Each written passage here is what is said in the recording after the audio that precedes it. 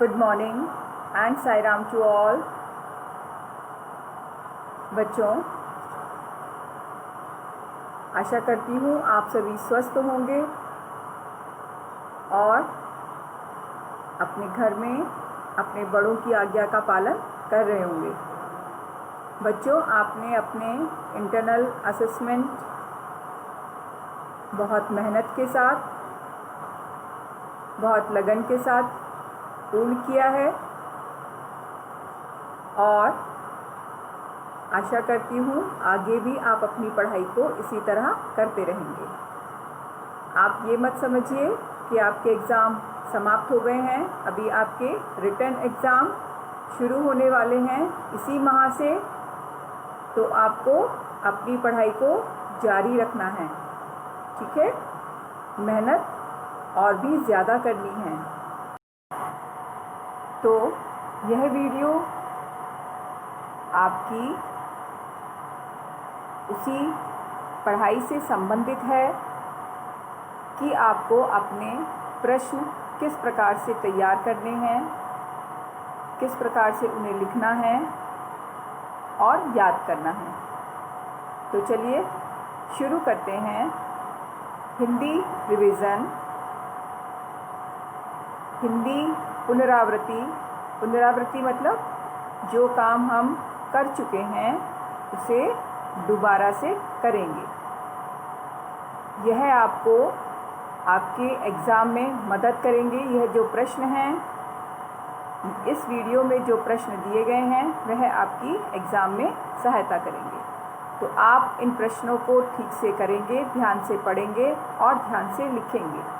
और बच्चों, आप अपना काम स्वयं करने की आदत डालिए। अपने काम को आप अपने माता पिता से नहीं करवाएंगे, आप अपना काम स्वयं करेंगे। ठीक है, तो चलिए शुरू करते हैं। हिंदी रिवीजन, हिंदी पुनरावृत्ति। पाठ है पाठ 4, अधिक बलवान कौन। ठीक है, तो चलिए शुरू करते हैं हिंदी रिवीजन। तो बच्चों, चलिए हम अपने रिवीजन को शुरू करते हैं। यहाँ सबसे पहले आपको अपनी नोटबुक में डेट लिखनी है। कुछ बच्चों की नोटबुक में डेट का कॉलम यहाँ कोने में दिया होता है और कुछ बच्चों की नोटबुक में डेट का कॉलम यहाँ लिखा होता है। तो सबसे पहले आप डेट लिखेंगे, फिर पहली लाइन में लिखेंगे हिंदी रिवीजन पाठ 4। उसके बाद लिखेंगे पाठ का नाम, अधिक बलवान कौन। ठीक है, और यह सभी प्रश्न आपको अपनी हिंदी की नोटबुक में लिखने हैं। यह सारे प्रश्न आपको कहाँ लिखने हैं? अपनी हिंदी की नोटबुक में। ठीक है, तो चलिए प्रश्न शुरू करते हैं। हमारा पहला प्रश्न है, प्रश्नों के सही विकल्प पर राइट का चिन्ह लगाइए। जो विकल्प सही है उस पर आपको राइट का चिन्ह लगाना है। प्रश्न के 3 विकल्प दिए गए हैं, क, ख और ग। हर एक प्रश्न के 3 विकल्प दिए गए हैं। आपको जो सही विकल्प है केवल उसी के ऊपर आपको यह राइट का निशान लगाना है। ठीक है, तो चलिए प्रश्न शुरू करते हैं। पहला प्रश्न है, सूरज किसकी बात मान गया। आप पाठ पढ़ चुके हैं और आप जानते भी हैं कि इन प्रश्नों के उत्तर क्या हैं, क्योंकि आप पाठ बहुत अच्छे से पढ़ चुके हैं। तो पहला प्रश्न क्या है हमारा? सूरज किसकी बात मान गया। किसकी बात मान गया था सूरज? आदमी की या हवा की या नदी की? तो सूरज किसकी बात मान गया? हवा की, क्योंकि हवा और सूरज में बहस चल रही थी। तो सूरज किसकी बात मान गया? हवा की बात। अगला प्रश्न है प्रश्न नंबर 2, आदमी की क्या उड़ गई। आदमी की क्या उड़ गई। क्या उड़ गई थी आदमी की? छतरी या कोट या टोपी। क्या उड़ गई थी आदमी की? टोपी। बहुत तेज़ हवा चलने से आदमी की टोपी उड़ गई थी। तो आप कहाँ राइट का चिन्ह लगाएंगे? टोपी के सामने। ठीक है। अगला हमारा प्रश्न है प्रश्न नंबर 3। कौन तपने लगा था। कौन तपने लगा था। तपने मतलब बहुत अधिक गर्म हो गया था। तो कौन बहुत अधिक तपने लगा था?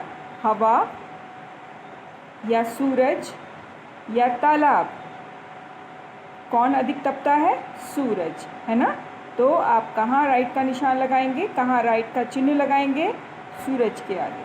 कौन तपने लगा था? सूरज। ठीक है। चलिए हमारा अगला प्रश्न है प्रश्न नंबर 4। हवा ने किसको नमस्कार किया। हवा ने किसको नमस्कार किया। तो आपके पास विकल्प दिए गए हैं, सूरज को, चंदा को, और तीसरा विकल्प क्या है? आदमी को। तो हवा ने किसको नमस्कार किया? सूरज को। बिल्कुल ठीक। हवा ने किसको नमस्कार किया? सूरज को। ठीक है। अगला प्रश्न है सूर्य का समानार्थी शब्द क्या है। समानार्थी मतलब मिलता जुलता। सूरज का समानार्थी शब्द क्या है? तो क्या होता है? पवन या मेघ या सूरज। सूरज को और हम क्या कहते हैं? समानार्थी शब्द मतलब मिलता जुलता शब्द। तो सूरज को और हम क्या कहते हैं? सूर्य को हम क्या कहते हैं? सूरज। ठीक है। तो सूर्य का समानार्थी शब्द क्या हुआ? सूरज।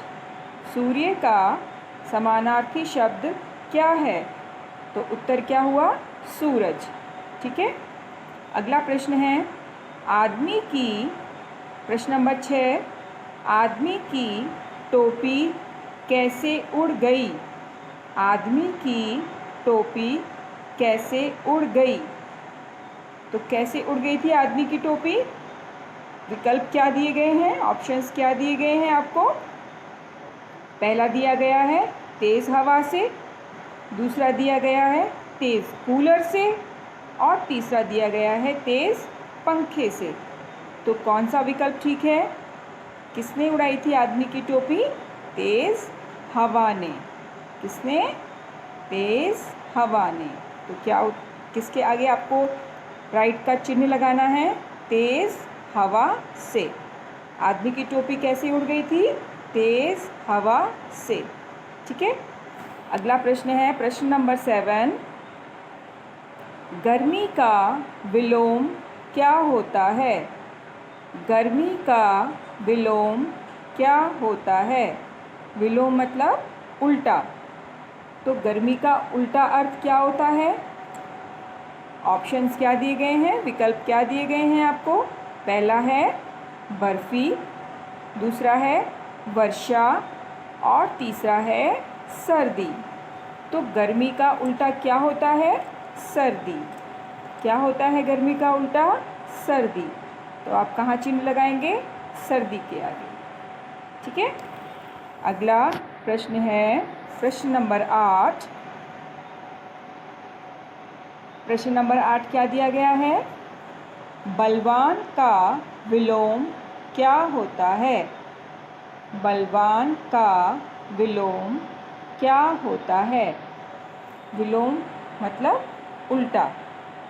बलवान का उल्टा क्या होता है? बलवान का विलोम क्या होता है?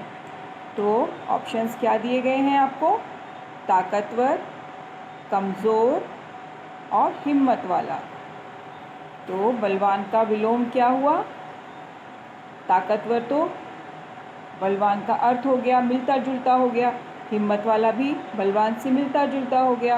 और उल्टा क्या हुआ, विलोम क्या हुआ, कमज़ोर। तो बलवान का विलोम क्या हो गया, कमज़ोर।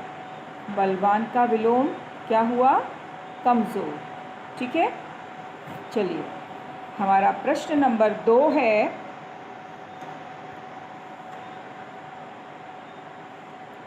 प्रश्न नंबर 2 क्या दिया गया है हमें,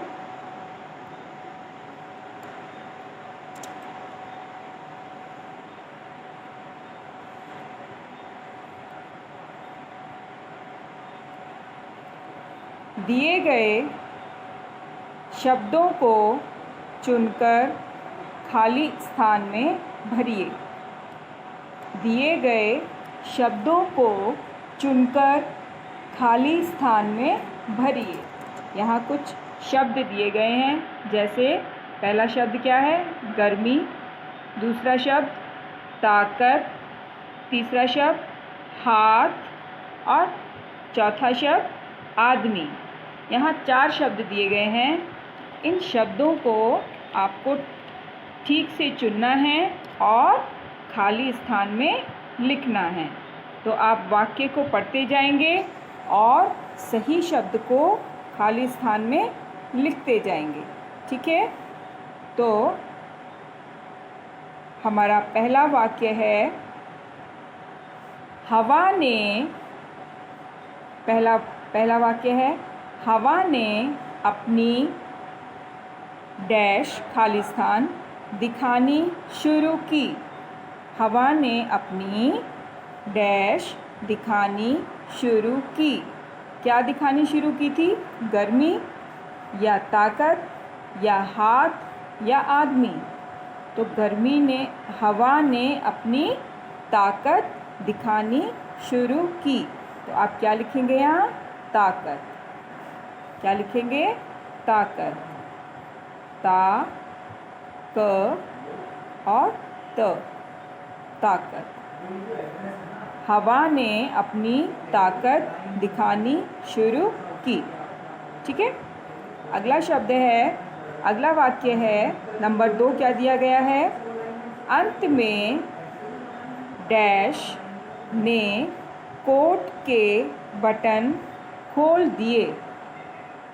अंत में डैश ने कोट के बटन खोल दिए। तो किसने खोल दिए थे बटन, गर्मी ने, हाथ ने या आदमी ने, आदमी ने, है ना। तो आप क्या लिखेंगे यहाँ पर, आदमी। अंत में आदमी ने, यहाँ क्या लिखेंगे, आदमी, आदमी। ठीक है, आदमी ने कोट के बटन खोल दिए। अगला है नंबर 3, सूरज की डैश और बढ़ी। सूरज की डैश और बढ़ी। क्या बढ़ी सूरज की। अब आपके पास 2 शब्द बचे हैं, गर्मी और हाथ। तो कौन सा शब्द ठीक है, गर्मी। सूरज की गर्मी बढ़ी। तो यहाँ आप क्या लिखेंगे, गर्मी। ठीक है, सूरज की गर्मी बढ़ी। ठीक है, हमारा अगला वाक्य है, आदमी ने कोट उतार कर डैश में ले लिया। आदमी ने कोट उतार कर डैश में ले लिया। अब आपके पास क्या शब्द बचा है, हाथ। तो आप यहाँ क्या लिखेंगे, हाथ। क्या लिखेंगे, हाथ। आदमी ने कोट उतार कर हाथ में ले लिया। आदमी ने कोट उतार कर हाथ में ले लिया। ठीक है, खाली स्थान समझ में आ गया आपको। आगे चलते हैं। अगला हमारा प्रश्न है, सही पर राइट का निशान लगाना है और गलत पर आपको क्रॉस का चिन्ह लगाना है। ठीक है, जो वाक्य सही है तो आपको क्या लगाना है, टिक, राइट का निशान। और जो वाक्य गलत है वहाँ पर आपको क्या लगाना है, क्रॉस क्रॉस का निशान। ठीक है, चलिए शुरू करते हैं। पहला है हमारा, पहला वाक्य क्या दिया गया है? हवा और सूरज में बहस छिड़ गई। हवा और सूरज में बहस छिड़ गई। सही है वाक्य या गलत है? सही। तो आप यहाँ क्या करेंगे? यहाँ आपको लगाना है सही। दूसरा वाक्य दिया गया है, आदमी की टोपी उड़ गई। सही वाक्य है या गलत है? सही। तो अब क्या लगाएंगे यहाँ? सही का चिन्ह। ठीक है। सूरज ने हवा को हरा दिया। सूरज ने हवा को हरा दिया। सही वाक्य है ये या गलत वाक्य है? बिल्कुल सही। तो यहाँ भी आपको क्या लगाना है? राइट का चिन्ह। ठीक है। आखिरी वाक्य है, सूरज की नज़र एक आदमी पर पड़ी। सूरज की नज़र एक आदमी पर पड़ी। सही वाक्य है या गलत वाक्य है? गलत। तो आप यहाँ क्या लगाएंगे? क्रॉस का चिन्ह, क्योंकि किसकी नज़र पड़ी थी? हवा की नज़र, है ना। तो यह वाक्य क्या हुआ? गलत। ठीक है। तो बच्चों, यह सारा कार्य आपको अपनी नोटबुक में लिखना है और स्वयं लिखना है अपने हाथ से। आप लिखने में अपने माता पिता की मदद नहीं लेंगे। आप स्वयं अपना काम करेंगे। आप स्वयं काम करेंगे तभी आपकी राइटिंग सुंदर होगी और आप ठीक प्रकार लिख पाएंगे। ठीक है। तो कोशिश करिए आप अपना कार्य स्वयं करें। हमें अपना कार्य स्वयं करना चाहिए। ठीक है। तो आप अपने कार्य को सफाई से करेंगे, बोलकर लिखेंगे, मात्राओं का ध्यान रखेंगे और जो भी आप लिखेंगे उसे आपको याद करना है अपनी परीक्षा के लिए, अपने एग्ज़ाम के लिए। ठीक है। Okay. Sai Ram. Thank you.